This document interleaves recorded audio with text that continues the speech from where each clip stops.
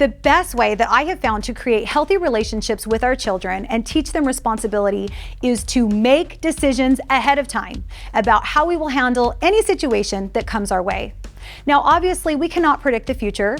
There are going to be things that our kids do that throw us for a loop, but for the most part, we can usually predict what kinds of things or what kind of behavior that our children are going to give us. So, for example, skipping school, getting an F in math, lying about doing their homework, getting on video games without doing chores, sneaking out of the house, talking back. There is usually a laundry list of things that our child does on the regular that we are constantly trying to correct.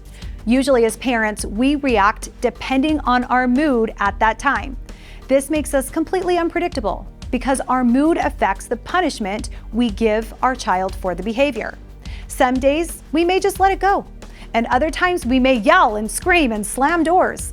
This is something we benefit from learning to fix so that we can be more consistent for our children. We are wanting our children, regardless of their behavior, to feel safe when they are around us. So being predictable and consistent is so important.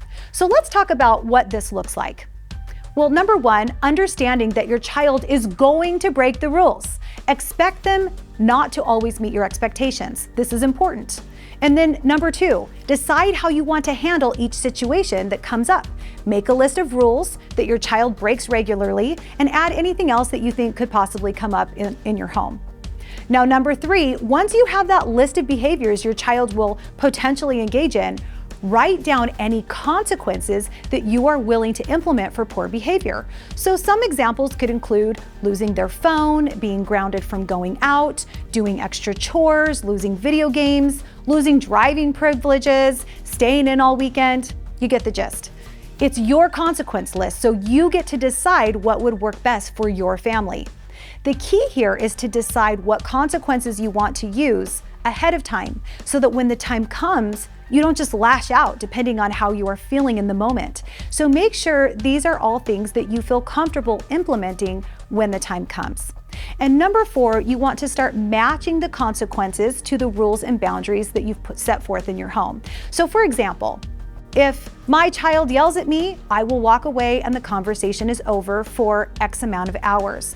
If my child lies to me, they lose their phone for X amount of hours. If my child gets on video games before doing homework, they lose video game privileges for X amount of hours. Including how much time they lose the privilege for is important because it's not healthy to leave a child wondering when the consequence is over. We want to be very clear and concise about what we expect and what will happen if they do not comply. There's no room here for guessing. So once you get all of that sorted out, you practice consistency. You already decided how you want to handle these situations, so now you wait to be approached with a problem. Let's say your child comes home and starts yelling at you. You want to give your child an opportunity to change the behavior if possible. Maybe they had a bad day at school. So you might say, "You are not allowed to yell at me. If you don't stop, this conversation is over, and we are not talking about it for another 24 hours. Then you wait. If the yelling stops, no harm is done and no consequences given. But if the yelling continues, you don't need to say anything else. They've already been told what will happen if they don't stop. You simply walk away and refuse to engage in any further conversation." There is not always going to be a space to give an opportunity to change the behavior. If they already got on video games and didn't do the homework, they automatically get a consequence. If they ditch school, they get a consequence. The key is just to make sure that you let them know ahead of time what the rules and boundaries are. What you want to avoid is not talking to your child about the expectations up front and just snatching their phone out of anger or grounding them without letting them know what the expectations are, or losing your temper and giving additional consequences outside of what was already laid out. I recommend sitting down with your child once you define what the rules and the consequences of the house are going to be and letting them know what's going to happen moving forward if any of the rules are broken. This gives your child all of the information they need to make rational decisions.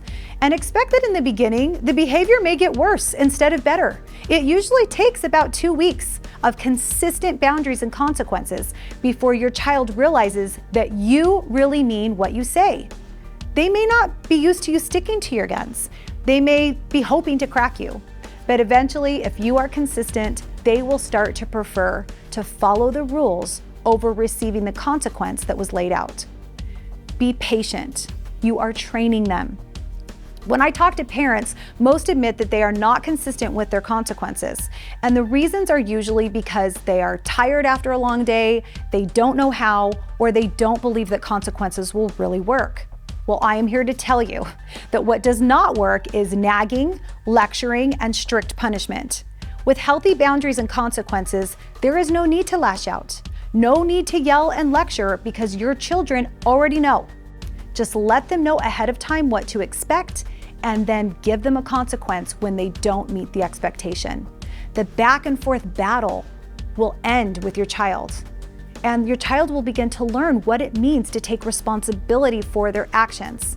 The biggest takeaway here for the parent is to just follow through on what you've laid out. Don't give in and take consequences away. You will handicap your child. Don't give in because you feel sorry for them or because it's hard for you to see them sad. You will create a monster. Your job as a parent is to teach your child to become a responsible adult. Don't rob them of the opportunity to practice growing up responsibly. Teach them that you mean what you say and you will follow through. This will prepare them for the real world. I promise that your relationship with them will eventually improve in ways you never thought possible, and you will feel so much more confident as a parent. Make decisions ahead of time. Plan for them to break the rules. Manage yourself when they do break the rules, and be prepared to follow through when they do. I have attached a free guide here that you can print out, and it will give you very thorough and specific step-by-step instructions for implementing healthy boundaries in your home. I hope you find it useful.